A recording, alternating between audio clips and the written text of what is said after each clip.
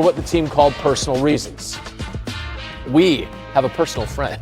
Shams Charania here with us on SportsCenter AM. His busy week continues here in Bristol ahead of the NBA trade deadline. And now James Harden is a name that has emerged as a focal point around the league. What's the latest there with the Clippers and the beard? Randy, Gary, this was as stunning as so far as it gets this trade deadline because the Clippers had just won 16 of 20 games going into last night's contest. And now the Clippers and James Harden on the eve of the trade deadline are working together to find a deal for him out of LA. He's been great for them all year, healthy, durable, productive, and the Cleveland Cavaliers have emerged as a serious suitor with interest in him. And this was all made possible because Harden has a mutual option for next season, a $13 million partial guarantee, and that gave both sides the ability to sit down over the last few days and see where is his long-term future in LA. He wants to be somewhere where he's going to be there for multiple years after this year. That was not promised for him in LA. And he wants to compete for a championship, which is something we've heard a lot with James Harden when he went to Brooklyn, when he went to Philly, and then he went again to the Clippers. So he's looking at the Cavaliers as potentially a better opportunity to make it to the finals out east. One biggest key here with James Harden, he has a no trade clause and all this. So he's going to have a lot of dictation over his future at the deadline. Okay. I'm glad that you brought and broke down the reason behind that, because you mentioned it. He's second on the team in scoring, 25 points per game, and the Clippers have been one of the hottest teams in the league since about mid-December. That is super interesting. Let's say in the Eastern Conference, if that's where James Harden, in fact, is going, it's still Giannis, it's still the Bucks, continuing to be the center of this deadline. Where are talks headed to this point, about 48 hours out from the deadline? So the Bucks have been engaging with teams. They've been making counter proposals, and right now they're at the stage where they're sifting through the aggressive offers that they've gotten. And teams interested in Giannis that are making these aggressive pushes, like Miami, New York, Golden State, and Minnesota, they're waiting for Milwaukee to really get to the point where they're on the brink, where you're really making these counter offers like we're a piece or two or three away, and let's potentially get this deal done. And so these conversations, I think, will continue as we get closer to Wednesday and Thursday. The Bucks are at a tipping point, though. There's a conflict. They're in a position now where they're playing more and more for a draft pick the second half of the season. Giannis wants to play for a championship. He wants to play in the second half of the year. So there's a conflict of agendas with where both of these sides are going.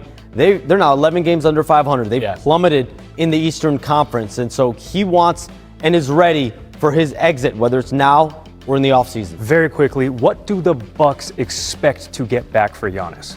Their price point throughout all has been a young blue chip player and a surplus of draft picks. The reality is the Warriors have a pick-heavy offer. The Timberwolves have a player-centric offer. And then Miami and New York is somewhere in between both of those. Some players, some picks. Got it. So Milwaukee has to choose here. Do they want to go down one of these paths, or do you kick this to the offseason? When, as I said, and I've been saying, Giannis will have 1 year left on his deal, and that'll give him a little bit more power, a little bit more say-so in terms of saying, listen, I only want to go here or here, and that could dilute the value for Milwaukee in the offseason. But there could be more potential suitors in that offer. Shams Charania, it's fascinating stuff. The busiest man in Bristol here over the next couple of days. Thank you, sir. Thank you. All right.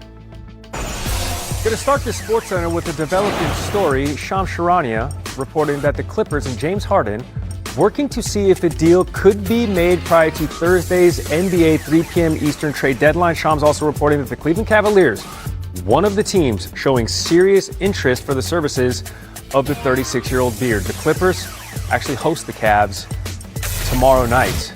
The trade deadline just about 2 days away. It is SportsCenter on your Tuesday AM. Randy Scott, Gary Strysky, both here for now with the deadline looming. Nobody's safe, just saying. Curious news, though, actually, considering the Clippers, one of the better teams in the league since December, have the Clippers back in a playoff position. Don't let winning basketball get in the way of a new address. Harden sitting out Monday against the Suns, and it's starting to make more sense. He's called it personal reasons. Those reasons might be to take his person to a new team. Tyrese Maxey, first quarter, triple. Yup. Cooking early, had 4 threes in the first quarter. Matter of fact, had 16 points in the first quarter. He's pulling up from Marina Del Rey. Gary, you're more of an LA guy. I'm not I love it. Too familiar with it. Santa Monica? Sixers up by 21 after one. I hear they get a new resident. Quentin Grimes. Taking it to the mat. Just getting grimy with it. Just threw down over John Collins. 14 points for Grimes. The Sixers led the entire game. Their third wire-to-wire win this season. Fourth quarter. Dominic Barlow. How about old D-Bar?